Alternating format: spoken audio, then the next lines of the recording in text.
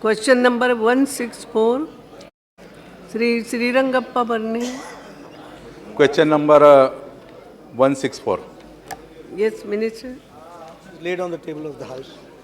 Supplement. माननीय अध्यक्ष जी, भारत और क्यूबा के बीच स्वास्थ्य क्षेत्र के में आपसी सहयोग बढ़ावा देने के लिए 6 दिसंबर पर समझौता हस्ताक्षर हुए। सरकार का ये सराहनीय कदम है। महोदया, क्यूबा में मेडिकल सेवाएं बहुत सस्ती है, जिसके कारण काफ़ी सारे लोग क्यूबा जाकर स्वास्थ्य लाभ लेते। हमारे देश में कैंसर, हृदय रोग, किडनी, लीवर ट्रांसफ़र के इलाज में बहुत खर्चा आता है। इसके लिए पंतप्रधान राहत कोष सहायता मिलती है, लेकिन यह सहायता सभी को नहीं मिल पाती है। देश के बहुत ऐसे इलाके जो आर्थिक रूप से पिछड़े, महाराष्ट्र में जैसे कि विदर्भ है, उत्तर प्रदेश में अब प्रश्न बुलंद, हाँ पूछता हूँ मैडम, बुंदेलखंड है। इसके अतिरिक्त तो देश भर में आदिवासी इलाका बहुत सारा है। इसमें इलाज के लिए ज़्यादा से ज़्यादा खर्चा आता है। मैं आपके माध्यम से माननीय मंत्री जी से जानना चाहता हूँ कि इस समझौते से देश के आर्थिक रूप से पिछड़े क्षेत्रों और आदिवासी इलाकों में कैंसर, हृदय रोग, किडनी, लीवर ट्रांसफ़र ऐसे गंभीर बीमारी को सस्ता और सुचारू रूप से मिलने के लिए सरकार क्या कर रही है? मैडम स्पीकर, जहाँ तक MOU का सवाल है क्यूबा के साथ, वह एक तो जो एग्जिस्टिंग हमारे डॉक्टर्स हैं आपस में उनकी ट्रेनिंग के दृष्टि से है। दूसरा जो हमारे रॉ ह्यूमन फोर्स है उसको हम कैसे मेडिकल की ट्रेनिंग दे सकते हैं, इस विषय को लेकर के है।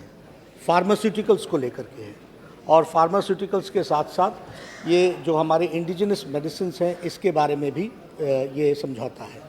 जहाँ तक आपने ये जो ट्राइबल इलाके के जो समस्या के बारे में बात की, और विशेष करके आपने कैंसर, कार्डियोवास्कुलर डिजीज़, किडनी, इसके लिए भारत सरकार ने बहुत से प्रोग्राम्स चला रखे हैं। जहाँ तक कैंसर का सवाल है, उसके लिए हम नेशनल कैंसर सेंटर से लेकर के स्टेट कैंसर सेंटर और उसके साथ साथ टर्शरी कैंसर सेंटर्स भी हम दे रहे हैं, और उसके माध्यम से हम कोशिश कर रहे हैं कि कैंसर के दृष्टि से जो सपोर्ट दिया जा सके, इक्विपमेंट में टेक्निकल सपोर्ट दिया जा सके और ट्रेनिंग में दिया जा सके, वो हम प्रदेश सरकारों को दे रहे हैं। उसी तरीके से महाराष्ट्र में भी और छत्तीसगढ़ में भी और बाकी सब जगह भी टर्शरी कैंसर सेंटर और स्टेट कैंसर इंस्टीट्यूट्स दिए गए हैं। और एक कैंसर इंस्टीट्यूट 120 करोड़ के दृष्टि से और tertiary cancer centre 45 to 50 crore हम खर्च करके करते हैं।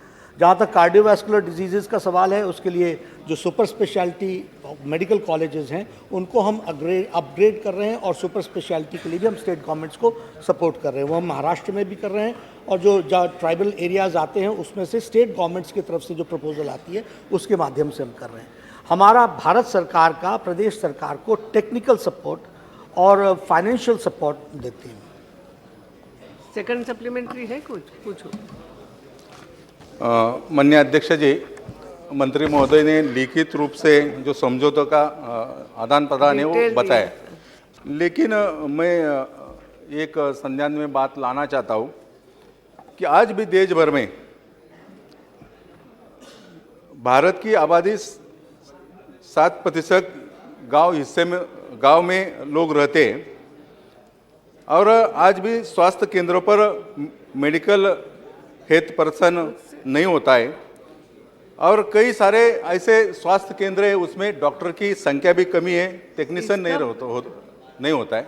नहीं, मैं अध्यक्ष जी, ये साधनों का आदान प्रदान, प्रशिक्षणों का आदान प्रदान के लिए करार हुआ है, लेकिन देश भर के कई ऐसे इलाके हैं कि जैसे मेडिकल हेल्थ केयर चलते हैं उसमें तो डॉक्टर ही नहीं रहते, कैसे आदान प्रदान करके इसके लिए MOU नहीं करे? अच्छा आप पूछिए कैसे उसमें कैसे लोगों को स्वास्थ्य केंद्र से कैसे राहत मिलेगी? मैडम जी, वैसे ये प्रश्न उससे रिलेटेड नहीं है। 8th नंबर क्वेश्चन इसी का है जिसमें शॉर्टेज ऑफ डॉक्टर्स के बारे में तो 8 नंबर इससे 8वां प्रश्न जो है वो उसी से जुड़ा हुआ है उसमें ठीक है चलिए सर। मैं इसमें सिर्फ एक ही बात कहूँगा कि जहाँ तक हमारी सरकार का सवाल है, हमने कोशिश की है कि सबसे पहले मेडिकल सीट्स बढ़ाई जाए। मेडिकल प्रोफेशन के दृष्टि से पोस्ट ग्रेजुएट सीट्स में इसी साल 1 साल के अंदर 5000 सीट्स बढ़ाई गई हैं और सुपर स्पेशलिटी सुपर स्पेशलिटी के लिए हम काम कर रहे हैं। दूसरी बात यह है कि हमारा ये कहना है कि to make available the doctor at the in the rural CHCs, whatever facilities you need, the government of India is committed. It is the state governments to come up. हमने उनसे ये भी कहा है कि अगर आपको गायनोकोलॉजिस्ट चाहिए, वो जिस तनख्वाह पर मिलती है जिसमें आपको वो अवेलेबल हो सकती हैं, आप देने की कृपा करें, भारत सरकार उसकी तनख्वाह देगी। That is what we have, that is our commitment and we will go for it. Doctor Sanjay Jaiswal.